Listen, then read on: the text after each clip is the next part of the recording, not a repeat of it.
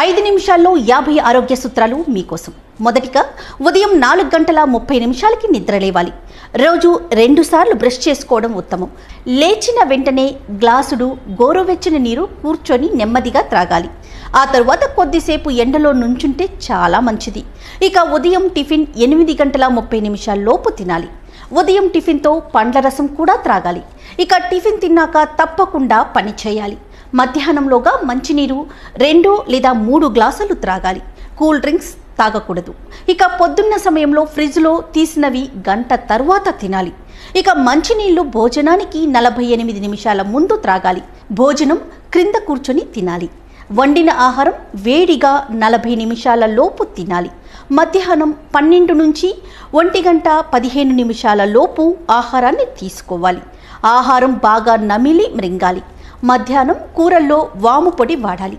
మధ్యాహ్న భోజనం నిండుగా తినాలి. మధ్యాహ్న భోజనం తరువాత మజ్జిగ త్రాగాలి.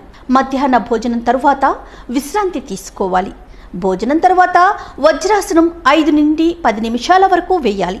ఐస్ క్రీమ్స్ ఎప్పుడూ తినకూడదు. మధ్యాహ్నం 3 గంటల సమయంలో టీ తాగటం చాలా మంచిది. ఇక 4 గంటల సమయంలో ఏదైనా కీరా ముక్కలు లేదా ఆకుకూరల సలాడ్లను తీసుకోవాలి. రాత్రి భోజనం సూర్యాస్తమయం లోపు చేయాలి. రాత్రిపూట చాలా తక్కువగా తినాలి. రాత్రి భోజనం తర్వాత 1 కిలోమీటర్ వరకు నడవాలి. రాత్రి భోజనం తర్వాత గంటకు పాలు త్రాగాలి. రాత్రిపూట లస్సీ మజ్జిగ తాగకూడదు. రాత్రి పుల్లటి పండ్లు తినకూడదు. రాత్రి 9 నుంచి 10 గంటల లోపు పడుకోవాలి. అలానే రాత్రిపూట సలాడ్ తీసుకోకూడదు.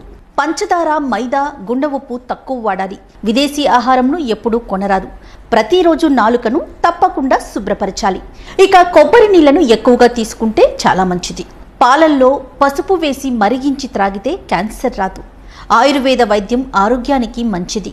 అక్టోబర్ నుంచి మార్చ్ అంటే చలికాలంలో వెండి, బంగారు పాత్రలోని నీరు త్రాగాలి. జూన్ నుంచి సెప్టెంబర్ అంటే వర్షాకాలంలో రాగి పాత్రలో నీరు త్రాగాలి.